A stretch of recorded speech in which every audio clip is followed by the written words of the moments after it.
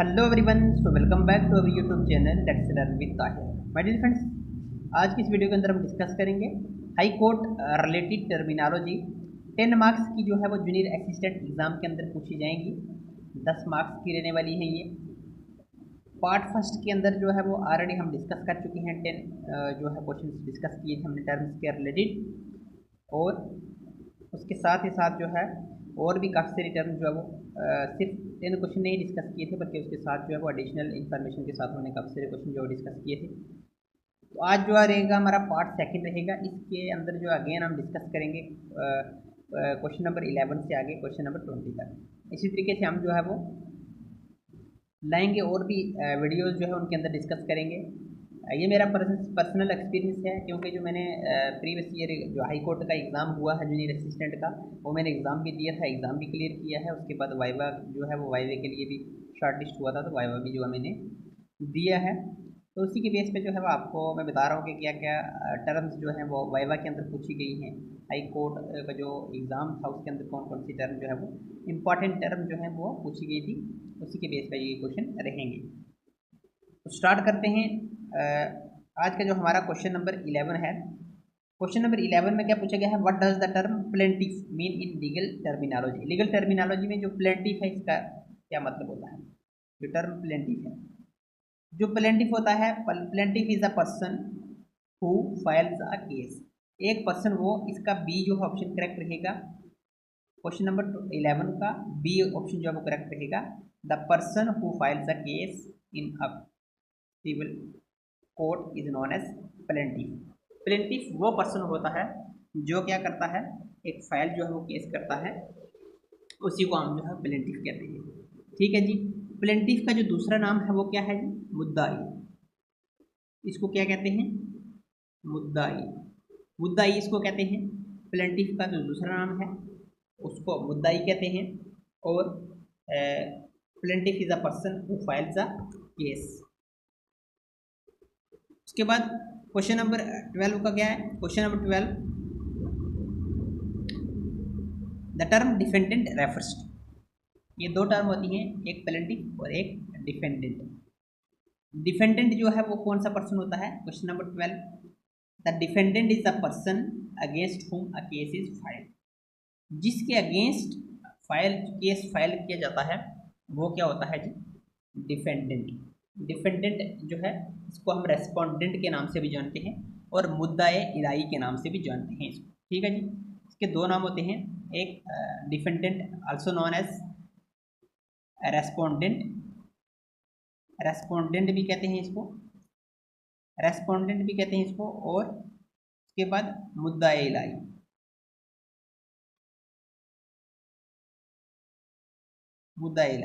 मुद्दा इलाई और डिफेंडेंट भी जो है उसको हम कहते हैं, और रेस्पोंडेंट भी इसको कहते हैं। तो वो पर्सन जिसके अगेंस्ट जो है वो एक केस फाइल जो है किया गया है, तो क्या कहते हैं, डिफेंडेंट।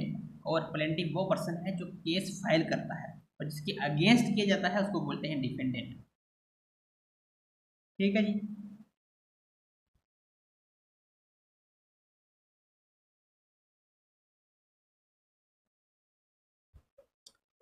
उसके बाद क्वेश्चन नंबर 13 में क्या पूछा गया, what is the meaning of affidavit. Affidavit का मतलब क्या होता है, ओरल स्टेटमेंट होती है। सीधा हम चलते हैं, ऑप्शन बी इसका करेक्ट रहेगा। Option B, written statement of facts sworn under oath. एक रिटन स्टेटमेंट जो आपके द्वारा दी जाती है, एफिडेविट, एक ओथ लेके कि जो भी स्टेटमेंट जो है वो इस एफिडेविट के अंदर दी गई है वो सारी जो है वो मेरे बिहाफ पे करेक्ट है। इसमें कोई भी स्टेटमेंट जो है वो करेक्ट नहीं, इनकरेक्ट जो है वो नहीं है। तो एफिडेविट जो है written statement of facts sworn under oath. Option B इसका जो है करेक्ट रहेगा। क्वेश्चन नंबर 13 का ऑप्शन बी करेक्ट रहेगा। उसके बाद question number 14, the term bail means. The term bail है, इसका क्या मतलब होता है, the term bail means, option B इसका करेक्ट रहेगा। Option B, temporary release of an accused with surety.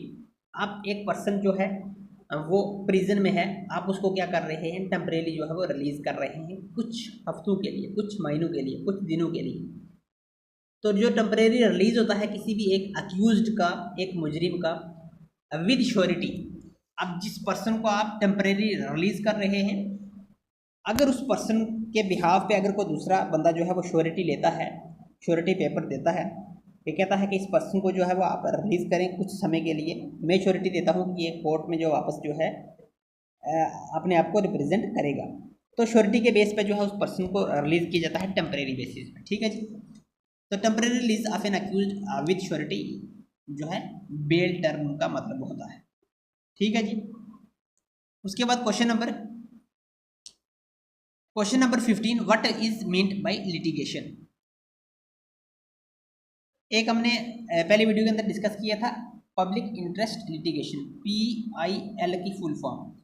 तो वही पूछा गया है कि पब्लिक इंटरेस्ट लिटिगेशन, जो लिटिगेशन है इसका क्या मतलब होता है।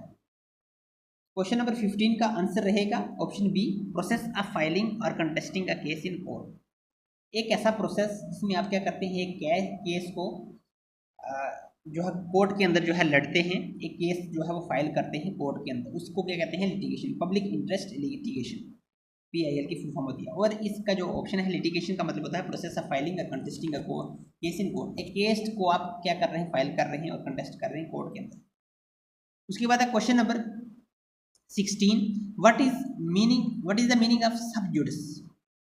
सब जुडिस जो है इसका क्या मतलब होता है, what is the meaning of सब जुडिस। Question number 16।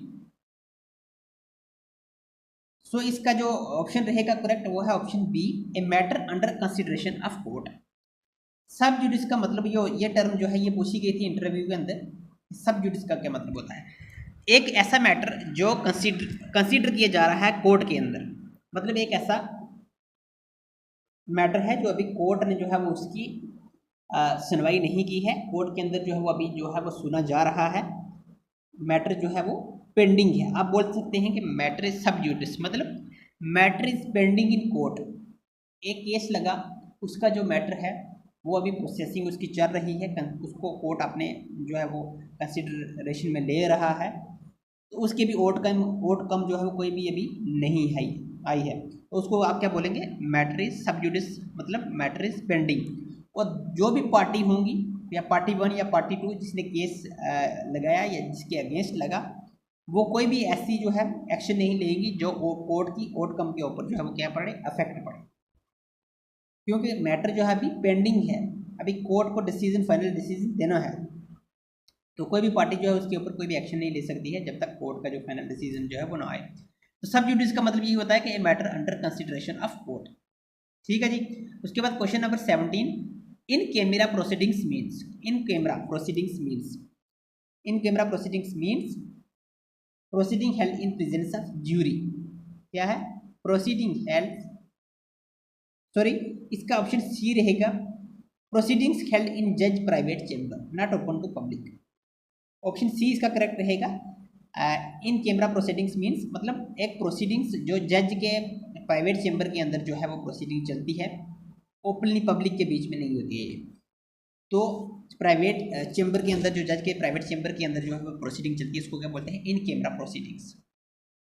उसके बाद है question number 17, question number 18, perjury refers to. Perjury refers to, perjury का मतलब क्या होता है, ऑप्शन ए करेक्ट रहेगा, crime of lying under oath in court. आप क्या कर रहे हैं, कोर्ट के अंडर जो है, कोर्ट के अंदर आप जो क्या कर रहे हैं, आप जो है वो मतलब झूठ जो है वो झूठ की कसम खा रहे हैं, मतलब झूठा कोई जो है वो आप फैक्ट बता रहे हैं झूठ के साथ, और उसके ओथ ले रहे हैं कि मतलब आपको बताना चाहिए था सच, लेकिन आप झूठ बोल रहे हैं, अंडर ओथ जो है आप क्या कर रहे हैं, झूठ बोल रहे हैं कोर्ट के अंदर जाके, तो उसको क्या बोलते हैं, crime of lying under oath in court का मतलब क्या होता है, परजरी। Question number 19,